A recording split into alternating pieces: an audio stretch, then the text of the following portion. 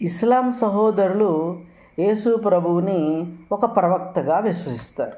ఎందుకంటే బైబిల్లో ఆయన ప్రవక్త అని వ్రాయబడి ఉన్నది కనుక. అంటే ప్రవక్త అని వ్రాయబడి ఉన్నది కనుక కేవలం ఆయన ప్రవక్త మాత్రమే అని క్రైస్తవులు నమ్ముతారా? నమ్మరు కదా. ఆయన ప్రవక్త కూడా అని చెప్తాం. కొంతమంది ఆయనను దేవుని కుమారుడు మాత్రమే అంటారు. అంటే బైబిల్లో దేవుని కుమారుడు అని లేదా? ఉంది కదా. అంటే దేవుని కుమారుడు మాత్రమేనా? అంటే దేవుని కుమారుడుగా ఆయన కనపడతాడు, ప్రవక్తగా కనపడతాడు, దేవుడుగా కూడా కనపడతాడు. అంటే ఇందులో ఏది తీసుకోవాలి? ఆ ఒకటే తీసుకోవాలా? అంటే మనకు నచ్చిన ఏదో ఒకటి మాత్రమే తీసుకోవాలా? అంటే ఇక్కడ ప్రసన్న బాబు గారు చేసిన పని ఏంటంటే, ఈయన అడుక్కున్నాడు, భిక్షమెత్తుకున్నాడు అనే దాన్ని సపోర్ట్ చేయడం కోసం రకరకాల రెఫరెన్సులు తీసుకొని వచ్చాడు. అవును, యేసుక్రీస్తు వారుకి తండ్రి భిక్ష పెట్టారు. ఇప్పుడు ఇలా మాట్లాడితే యేసుప్రభుని బిచ్చగాడా అని అంటే, ఇప్పుడు నిజంగా బిచ్చగాడో కాదు మీకు చూపిస్తాను. వాళ్ళకంటే నేను రక్షించుకోలేడా? యేసుప్రభుని బిచ్చగాడు చేశారు. అయ్యో మా యేసుప్రభు బిచ్చగాడు అయిపోయాడే. నాయనని యేసుప్రభే తండ్రి దగ్గర యాచిస్తున్నాడు బాబు, భీక్ మాంగ్తా హే ఓ. ఆయనని యేసుప్రభే తండ్రి దగ్గర యాచిస్తున్నాడు బాబు, భీక్ మాంగ్తా హే ఓ, భీక్ మాంగ్తా హే ఓ. ఎవరి దగ్గర? ఎవరు భీక్ మాంగడం అంటే ఏంటండి? హిందీలో అంటారు దాన్ని. అంటే ముష్టి అడుక్కోవడం అని, అంటే ముష్టి అడుక్కోవడం అని, అంటే ముష్టి అడుక్కోవడం అని, యాచిస్తున్నాడు అని.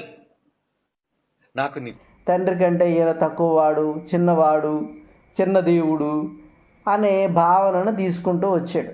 అదే ఈయన ఉద్దేశం మొత్తం కూడా ఎక్కడిది అంటే, ఆయన భిక్షమెత్తుకునేవాడు అనే నిరూపించటం కోసం ఇవన్నీ తీసుకుని వస్తూ ఉన్నాడు. ఇందులో ఎంత ఘోరమైనటువంటి అవమానం చేశాడు అంటే, యేసుప్రభు వారిని ముష్టెత్తుకున్నాడు అనే పదం వాడాడు. ఏందా పదజాలం? ఏంది? ఒక క్రైస్తవులు వాడాల్సిన పదమేనా అది? అసలు ఇలాంటి పదాలు వాడొచ్చా?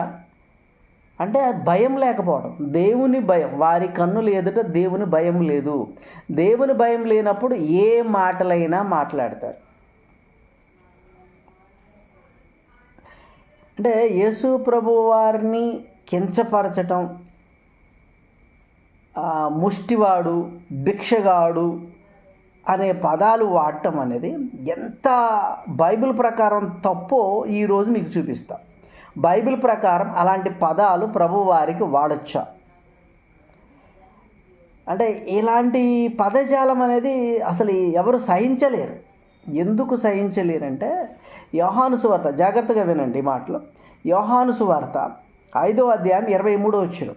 యోహాను సువార్త 5వ అధ్యాయం 23వ వచనంలో రాయబడిన మాటలు ఏమిటంటే, తండ్రిని ఘనపరచునట్లుగా అందరును కుమారుని ఘనపరచవలెనని తీర్పు తీర్చుటకు సర్వాధికారము కుమారునికి అప్పగించబడి ఉన్నది.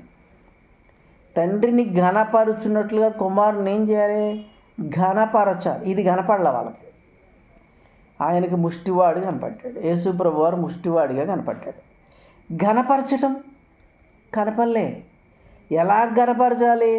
తండ్రిని ఏ విధంగా ఘనపరుస్తున్నావు? తండ్రి గొప్పవాడు, నాకంటే గొప్పవాడు అని నేను చెప్పాడు అన్నవే, గొప్పవాడు అంటున్నావే, ఉన్నవాడు అంటావే. అలాంటి టైటిల్ ఇచ్చి ఆయన్ని, తండ్రిని ఎలా ఘనపరుస్తావో అదే విధంగా ఘనపరచాల్సినటువంటి వ్యక్తి తండ్రిని ఘనపరుస్తూ కుమారుణ్ణి తిట్టావు అంటే అర్థం ఏంటి? అంటే కుమారుణ్ణి ఘనపరచకపోతే తండ్రిని కూడా ఘనపరచనట్టే. నువ్వు అనుకుంటున్నావు కుమారుని కించపరిస్తే తండ్రిని ఘనపరిచావు అనుకుంటున్నావేమో. చాలా తప్పు. కుమారుణ్ణి ఘనపరిస్తేనే తండ్రిని ఘనపరిచినట్టు. నువ్వు కుమారుణ్ణి ఎంత నీచంగా మాట్లాడితే తండ్రిని అంత నీచంగా మాట్లాడినట్లు అవుతుంది. ఇది యావత్ క్రైస్తవ్యానికి అవమానకరం. మీ యొక్క పదజాలాలు మార్చుకోవాలి, మీ యొక్క హావభావాలు మార్చుకోవాలి, ఎటకారాలు మార్చుకోవాలి. లేకపోతే దేవుని నుండి వచ్చే శిక్ష. ఎందుకంటే శిక్ష విధించువాడెవరు?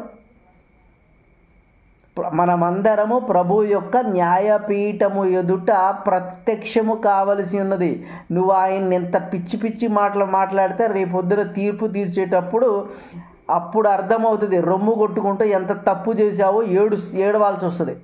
కనుక ఇవన్నీ జరగకుండా ఉండాలంటే మారు మనసు పొందాలి, విశ్వాస జీవితాన్ని కొనసాగించాలి. ఒక విశ్వాసి ఏ పదాలు వాడాలి, ఏ పదాలు వాడకూడదో తెలిసి ఉండాలి.